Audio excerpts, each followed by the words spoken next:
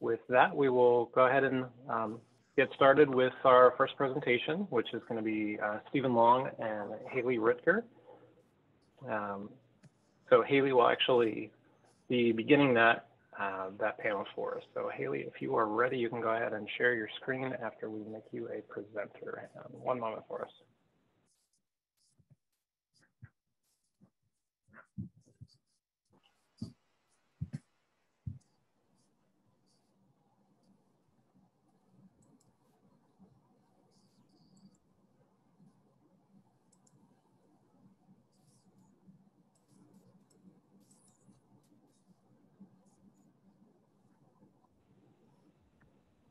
You should be good to go then. Do you see my screen? Yep, we can see it. Okay. All right, well, thank you so much for the opportunity to share about Asian Longhorned Beetle, especially here in South Carolina. I am Haley Ritker. I'm with Clemson University's Department of Plant Industry as serving as the ALB program manager. And I'm just going to take a little bit of time today to talk about ALB and the eradication program, go over some specific things here in South Carolina, some of the challenges we're seeing, some of the research that's happening here, and some opportunities we have, even in the face of all these challenges, and of course, having this invasive insect now in our state. So Asian longhorn beetle, or Anoplophora glabripennis, is native to Eastern Asia, first detected in the US in 1996 in New York. There are currently 4 states with active infestations, and of course, South Carolina is the most recently detected. And then ALB has also been eradicated from Illinois and New Jersey, and of course, parts of New York and Massachusetts have also had some eradication there as well.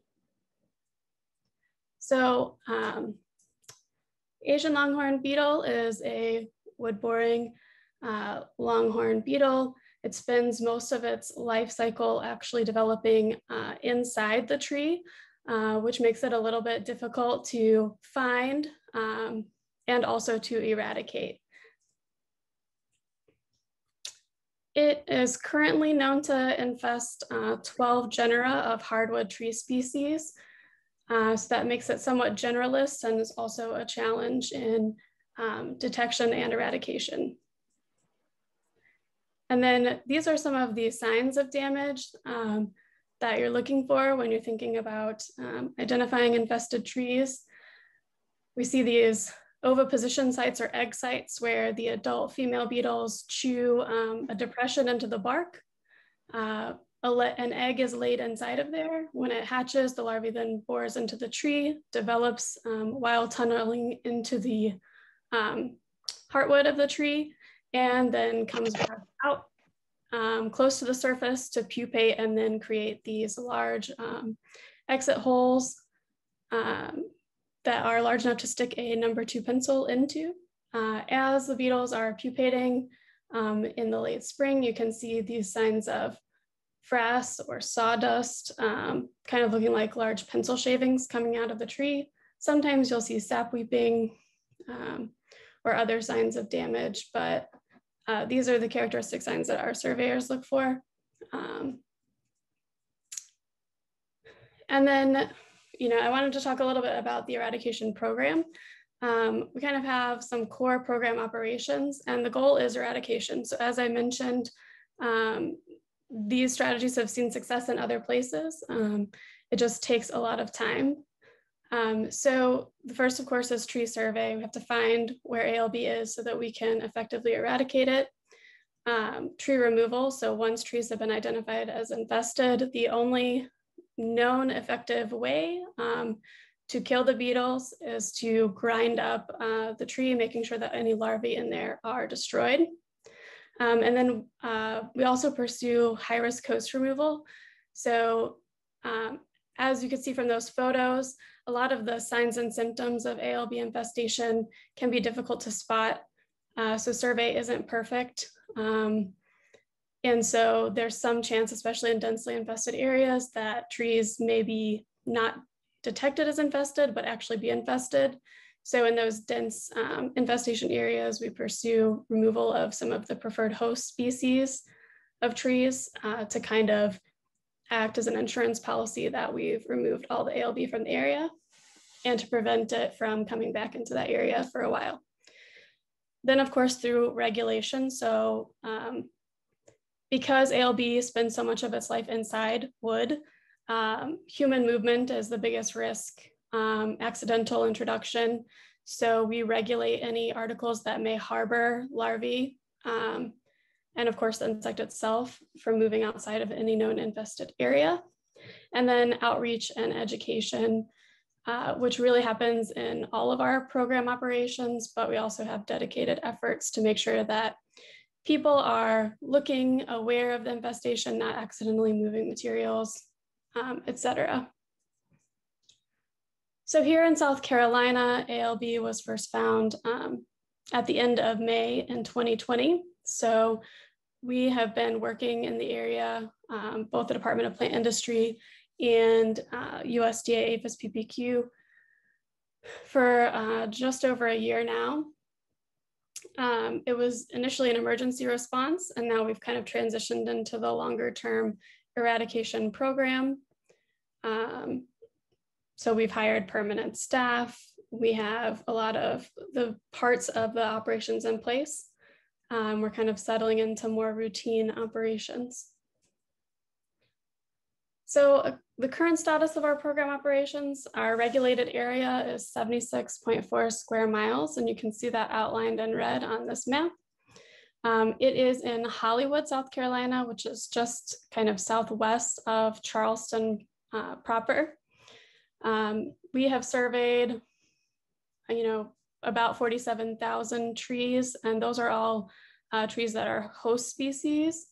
And then we have detected about 5,000 infested trees and removed just about half of those. These numbers here are a couple weeks old now, so it's probably a little bit higher.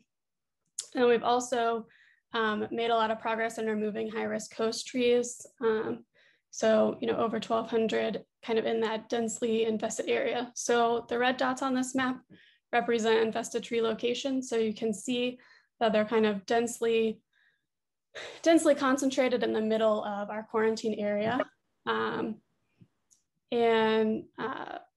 so the quarantine area represents about a 1.5 mile buffer around any known infested tree. Some areas it's a little bit farther than that to kind of incorporate other things that have potentially higher risk associated with them.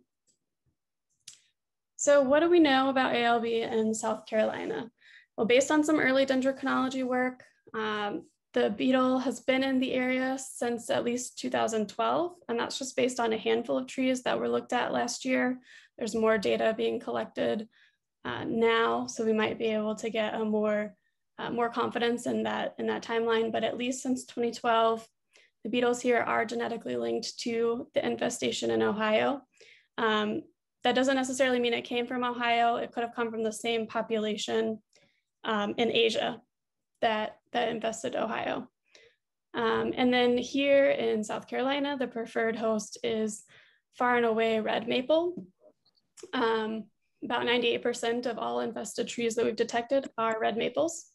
And that is not much different than other states, though the species of maple may differ just based on what's more prevalent there. Maples in the genus Acer are definitely the most preferred host genus for Asian longhorned beetle. So in the other states that have current infestations, this graph shows the percentage of infested trees that are in the genus Acer. So over 90% in all the states. So here in South Carolina, we have a lot of kind of unique factors compared to some of the other states. A lot of the things that make South Carolina a wonderful place to visit, live, work, recreate, also have implications for the Asian longhorned beetle infestation and eradication program. The first and most obvious one being that we are, the first found infestation in the South. So our climate is quite different from the other states that have experienced ALB to date.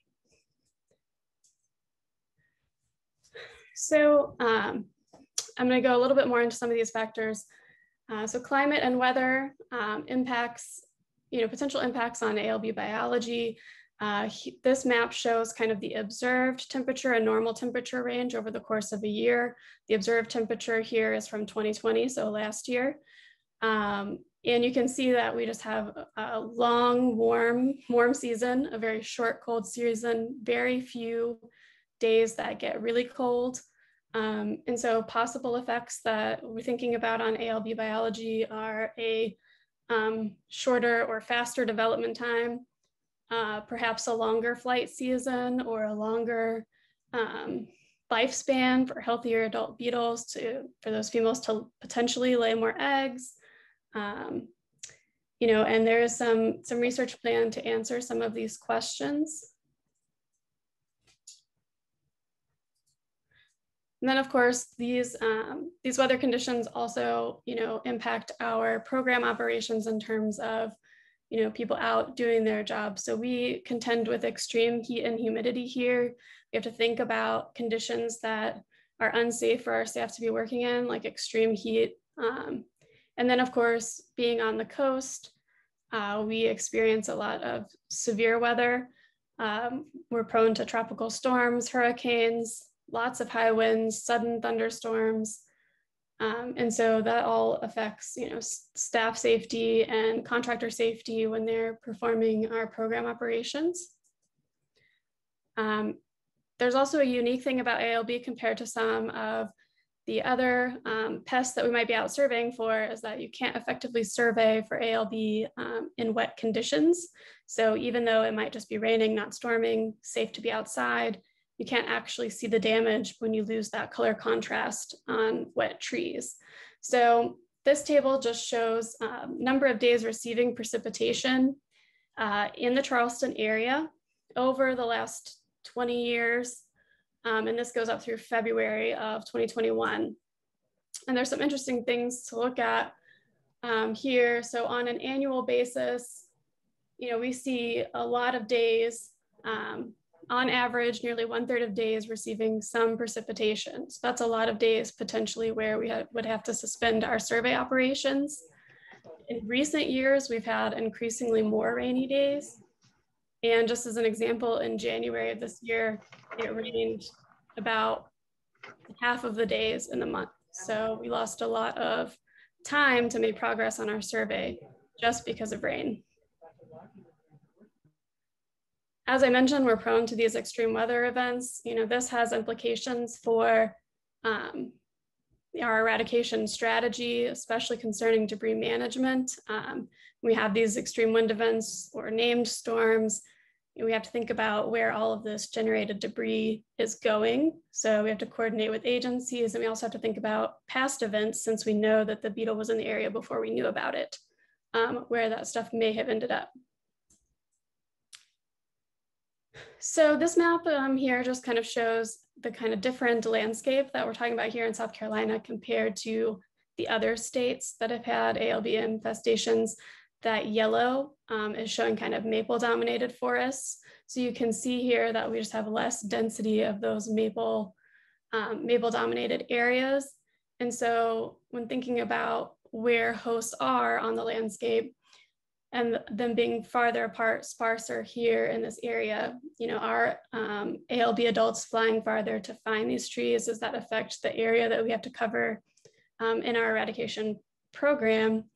And then, the distribution of the composition of the different host species here is different from the other programs. So does that mean that potentially we have a different set of preferred hosts, more activity in some of the hosts that aren't really utilized by ALB in other states? And these are all things that we have to consider as we keep moving on in this eradication effort.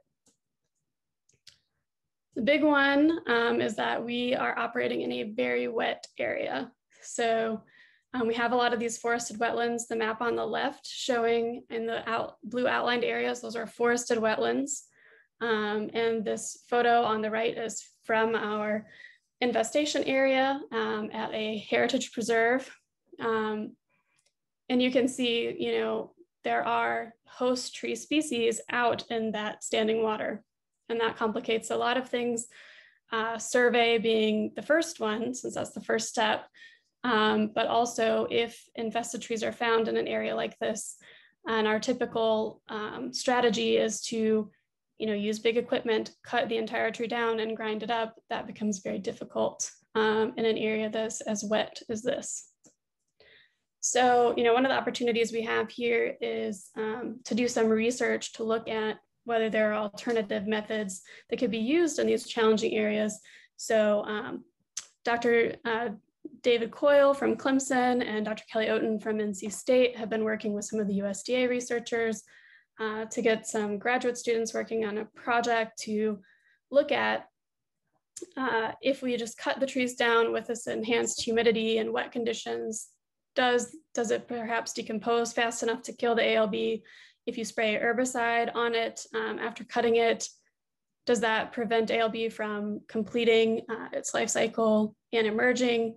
And are those some of the strategies we might be able to use to tackle removals in some of these areas where we can't get our equipment in a typical fashion? And then, of course, here in South Carolina, we have a lot of wildlife. People come to see it. People enjoy, lots of recreation opportunities around the wildlife, but it does impact the safety of our staff. So it's always something we've got to think about. Lots of venomous snakes, alligators, and of course, lots of hunting going on for a large portion of the year. So just getting access to lands and making sure that everyone is safe can be a complication there as well. We also have lots of, protected species, including wood storks and bald eagles that we have to operate around. So making sure that we're always cognizant of the presence of these special species and making sure that we're operating in a way not to have adverse impacts there. And then, of course, as I mentioned, on top of those kind of forested wetland areas, we're also in, a coastal area, and we have a lot of rivers. The Stoner River runs directly through our infestation area. And we have these forested islands that kind of end up out in these rivers. And this one has a nice boardwalk out to it, but a lot of them don't. So we always have to consider that as well. And of course, this island here was found to be infested with Asian Longhorned Beetle. And so we had some challenges having our removals there, but it did also give us an opportunity to do some research, not us, but researchers at Clemson and with USDA.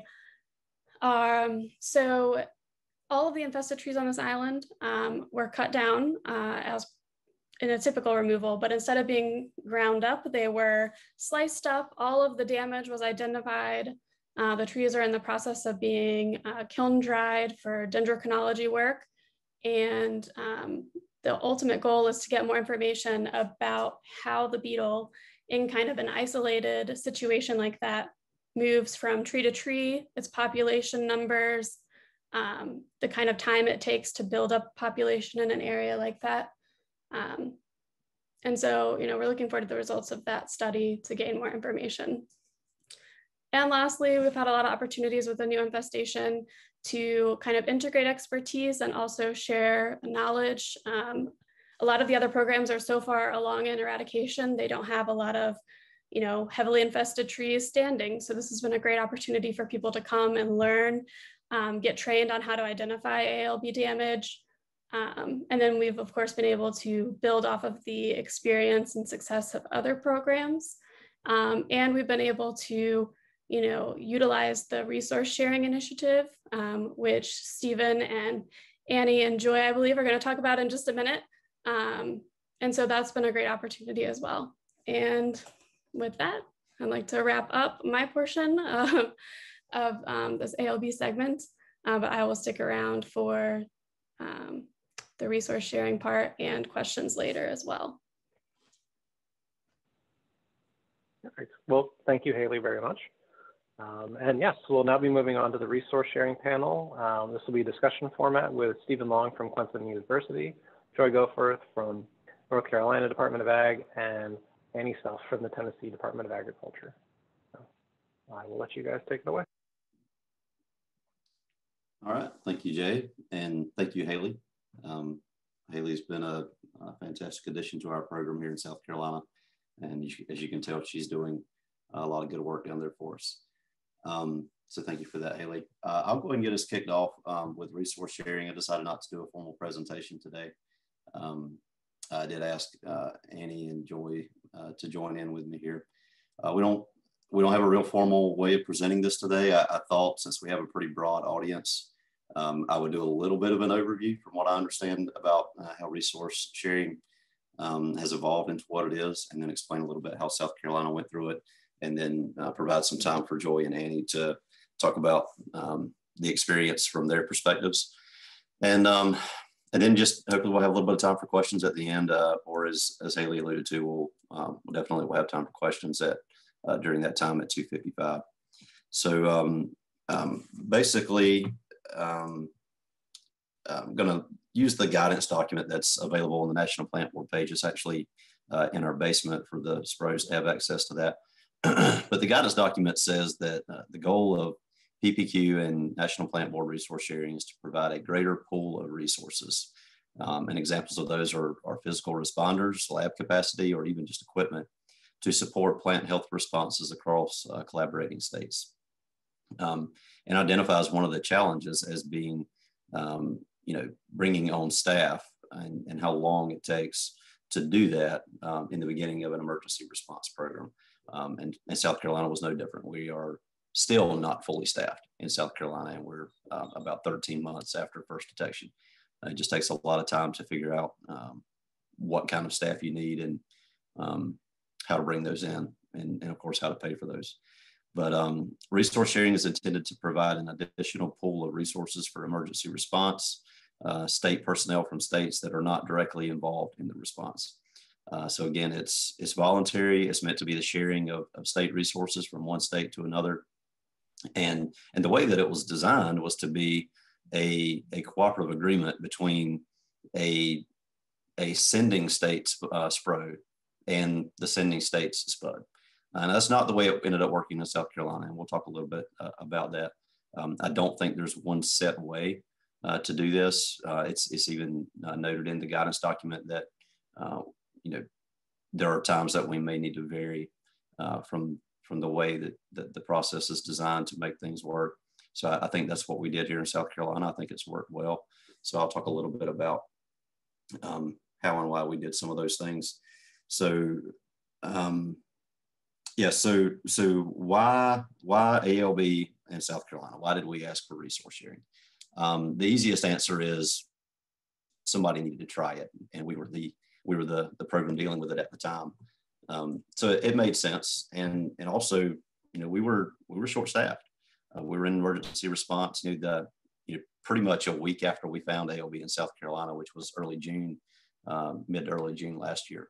We thought that we would be a pretty good trial case for resource sharing. So we started that process in the fall. I credit Ann Gibbs especially with spearheading that event. It kind of came about out of the strategic alliance with Plant Board and PPQ, and it evolved from there. A lot of different people have worked on it to get it to where it is. But I guess we really got a working package in late fall, almost early winter, and it just took us some time to develop from there. But essentially, where we really needed help was trying to define where the perimeter of our infestation was. And it's evolved since then. So that was our goal when we put our application in. It's since changed. We have our perimeter pretty well defined. Now we're just doing a basic survey. And that's how we're using those resources now. But just a brief overview on the way that the process is designed, and then the way it worked here. The receiving state is supposed to put in an application with his region president. Region president sends that up the ladder to Plant Board president, and then there's a series of approvals on the PPQ side, because essentially that's where the funding would come from, to pay state personnel from another state to go to a receiving state. So we did all that. We made it through all those steps here in South Carolina. But what we found was funding was limited. And as you all know, it was during COVID as well. So there were so many unknowns.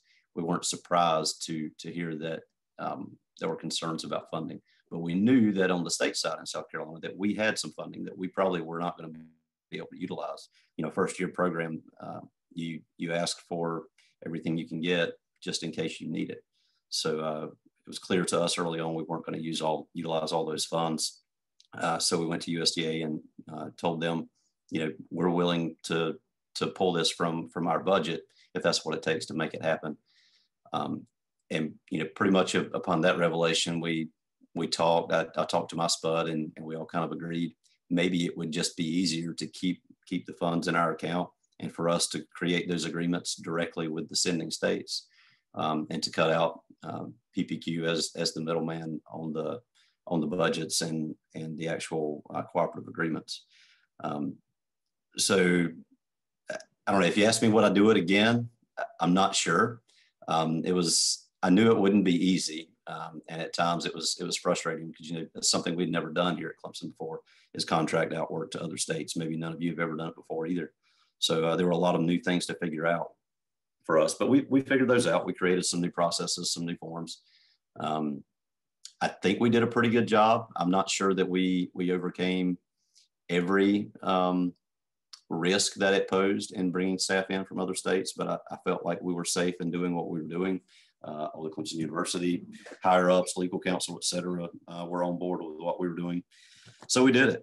We brought in folks from North Carolina and Tennessee. I should add that those were the states that agreed to come. So Joy and Annie will get an opportunity to talk here in a second. But Haley has worked most directly with the staff that have been coming into South Carolina. She could share the numbers of people and how many times they've come and some of the work that's been accomplished. But yeah, I guess just a quick overview is that I think it's been successful. You know, I'd be being dishonest if I said that one of the biggest goals in doing resource sharing wasn't to educate folks. And it's easy for me to say in my chair because I'm, unlike most of you, I'm tied to a university. So one of our primary goals is to educate, even though I'm with a regulatory agency. So for me, that was going in, that was one of the things I wanted early on, was to educate our neighboring states, educate anybody that didn't know about ALB, give them an opportunity to come to South Carolina, learn everything they could about ALB, hopefully help us in the process, right? So actually identify some ALB and help us cover some acreage. But, you know, admittedly, ALB is a tricky one to do resource sharing with. It takes a lot of time, and I speak from firsthand experience. You know, I consider myself a pretty good inspector. I came up through the ranks that way, and it took me several weeks in the field to really get a handle and what I felt like was a high percentage return on spotting an infestation. Heavy infestations are easy to spot. Those really light ones can be missed. You can't afford to miss these in ALB. It's unacceptable. So it does take some time to get resource sharing staff, people with no ALB experience, trained up enough to be useful to the program. So Haley, with Haley's help, you know, we incorporated some pre-training programs, dumped a ton of information on those folks before they got here, and then inundated them in some training for the first few days, and then put them out there on a survey team. And you know, maybe this is more for Haley to answer. I would say those folks became useful certainly after a week, maybe before that, but could probably stand on their own after a week. So it's definitely been helpful for us. I'll pitch it to Haley real quick. That's really the end of my spiel here. Haley, if you want to add anything I've left out, and then let's get Annie and Joy's perspective on their experience. I think you covered it well. You know, we had the first week that we had people, we had some folks from Tennessee and some folks from North Carolina in the same period of time, which I think was really a unique opportunity for them and our staff as well. So, you know, that was great. So being able also, you know, surveying requires a team of 2 to 3 people at least. And when you're starting the training, you've got to have, you know, those additional folks so that they can basically shadow. So in terms of, you know, how many people are required to make it successful, that's also a challenge for ALB. That's potentially not for other programs. Is maybe something I would add to what Stephen said. But We've gotten good feedback both from my staff who've been out in the field with him, the USDA staff, as well as the people who came. So it's been a learning experience for everyone, I would say.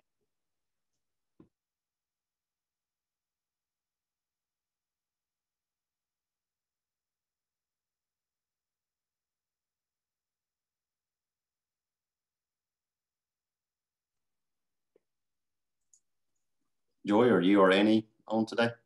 Sure. I'm ready to go if you guys are ready. So I would say overall that everything has been an incredibly positive experience. We were, we didn't really intend to be the guinea pigs in the process, but it worked out really well. I think we were actually at an advantage to be able to work with Stephen to work out some of the kinks, so that should this ever be a need for us, a lot of questions were already answered.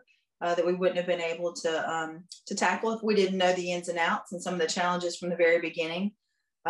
So initially, as Stephen said, the money was going to be a direct cooperative agreement that I was going to work through our SPUD to enact. And when that didn't work out, some of the paperwork that was sent to us from South Carolina looked a little arduous in the beginning, and was kind of questioning, what have we gotten ourselves into? And is this just going to be that much bigger of a challenge? But Stephen's team did an excellent job of really simplifying that, filling out paperwork for us in advance and sending that to us.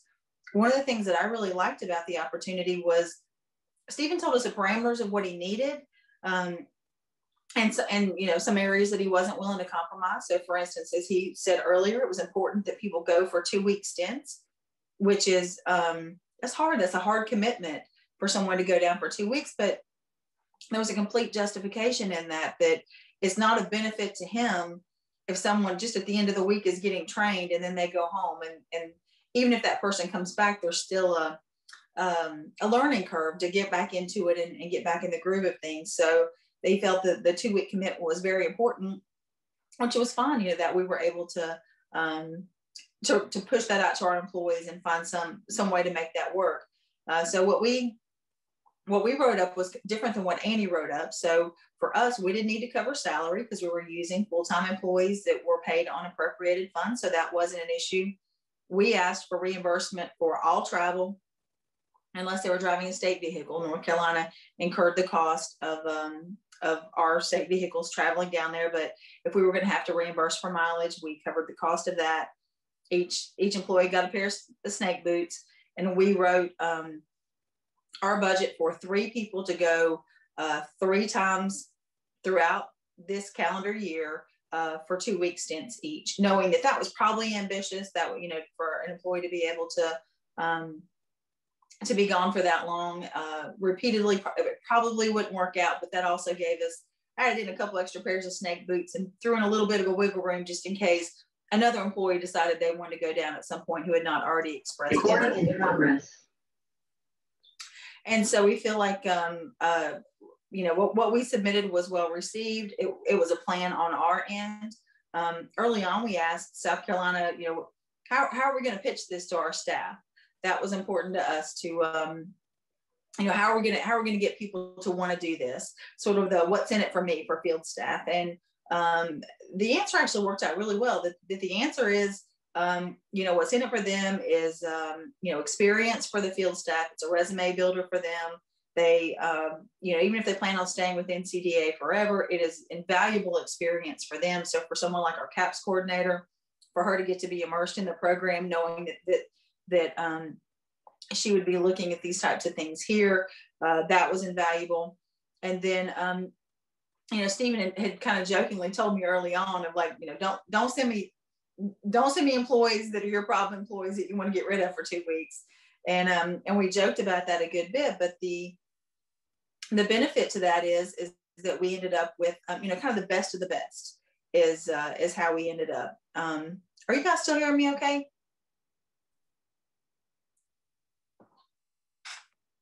Yes. Mm-hmm. Okay. All right. Thanks. Sorry. My screen was completely black and I wasn't able to tell. So sorry for that. So in the end, the way we posed it to our employees of, this is what's needed and this is the benefit. The only thing you're getting out of it is, an opportunity to muck around in a swamp in snake boots and, and a valuable experience and time with your peers. in another state. And that in and of itself cultivated the best of the best signing up to go down. So I think even Stephen would argue that we've sent really good people, and they came back and they all said it was just such an unbelievably positive experience. And I felt like it was a reward. We didn't demand anything of anybody. We lobbed up the requirements and would just send who we could. What I also really like about it is that I think it builds camaraderie between the states, and I hope that that not that reciprocity is expected, but I think that the more that programs like this go on, if you help a neighbor, then hopefully when you need help, they'll figure out how to help you as well. So I think that's a real benefit also. As I said, the cons in general are 2 weeks. Excuse me, 2 weeks is a very big commitment. South Carolina in the summer, Haley's already hit on that. South Carolina in the summer that's a hard sell.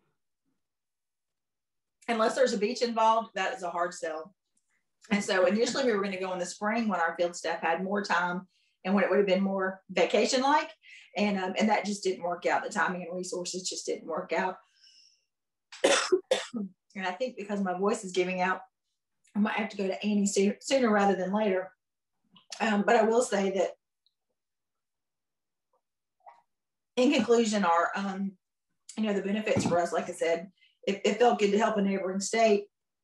It brought us highly trained ALB staff, which is, you can't pay for that kind of resource. And then it gave our staff counterparts in other states. The more that they work with them, the more they build working relationships and can reach out to their counterparts in other states when other issues come up. But so you guys don't have to listen to me cough anymore. I'm going to throw this to Anni. Joy. I agree completely with everything Joy said. It was a great opportunity for our inspectors to learn about ALB. They were so fired up about this. Even after the end of the second week, they were like, this is great. We've learned so much. We might even go back. And they came back to Tennessee, and they gave an excellent presentation at our spring training meeting for our inspectors. Like Stephen mentioned at first, it didn't go quite like we expected when the resource sharing initiative started. We thought it might be a little bit different. That video was put out and it was really cool and it all seemed real cookie cutter, but that didn't happen quite like that, but it happened. And I give Stephen and the folks at Clemson a lot of credit for being able to work through that.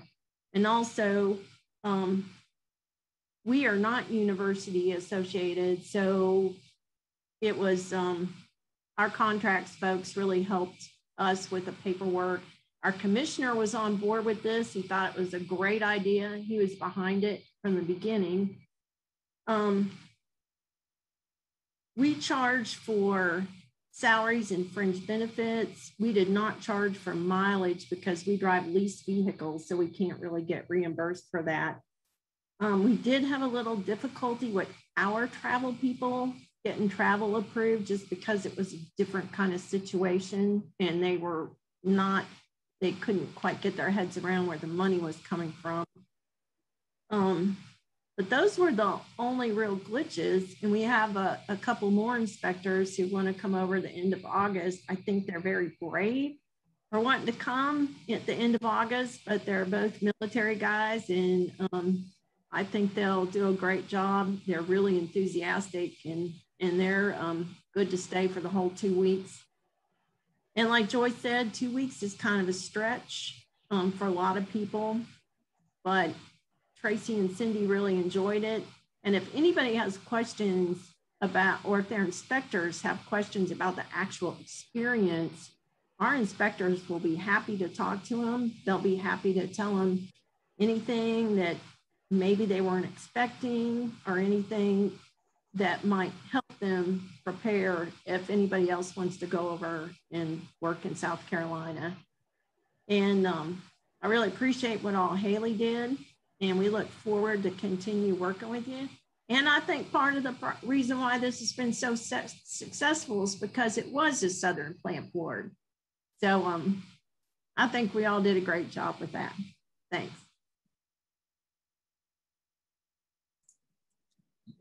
Thank you, Annie. And I know we're 4 or 5 minutes over time now, but I'll just want to reiterate, very appreciative of Joy and Annie, North Carolina and Tennessee, going to bat on doing something difficult like this.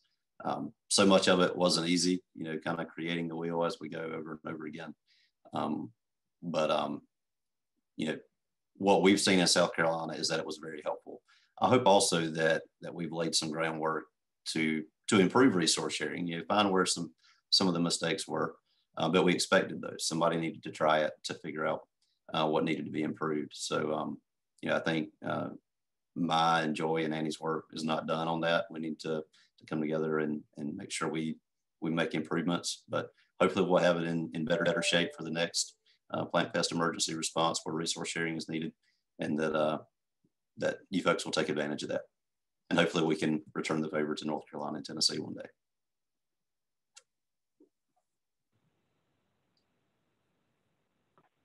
All right, well, thank you everyone.